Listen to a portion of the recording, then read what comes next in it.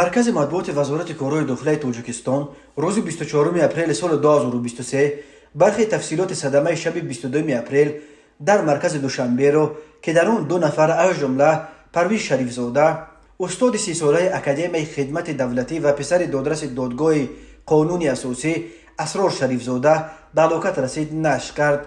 پرویز شریف زاده و خویشاوند هلاک شده‌اش الهام براتوف را روز 23 اپریل در زادگاهشان نویه ورزاب به خاک سپاریدند. بنا به اطلاع وزارت کارهای داخلی شب 22 اپریل سال 2023 تقریبا ساعت 21:15 راننده ماشین تمغه تویوتا کمری تورایف ابوبکر حسنویچ سال تولدش 2003 ساکن شهر دوشنبه هنگام حرکت با روی ماشینگرد کوچه سامانی شهر دوشنبه از سمت خیابان رودکی به سمت کوچه سینا در روبروی ورزشگاه مرکزی به سمت مقابل حرکت برآمده به ماشین تمغه اوپل ویکتور تحت اداره راننده شریف زاده پرویز اسرار سال تولدش 1993 ساکن شهر مذکور که با روی خود حرکت میکرد برخورده است. در نتیجه راننده افت تمغه اوپل ویکتور شریف زاده پرویز و مسافر آن براتوف الهام سال تولدش 1991 ساکن نویه ورزاب جراحت وزن جسمانی برداشته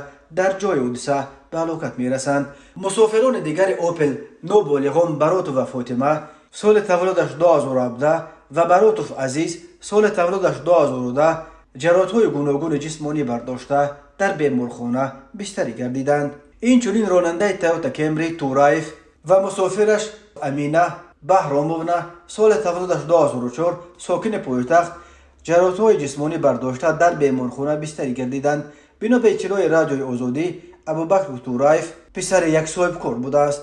وزارت کارهای داخلی گفت آید به حادثه مذکور تحقیقات ادامه دارد.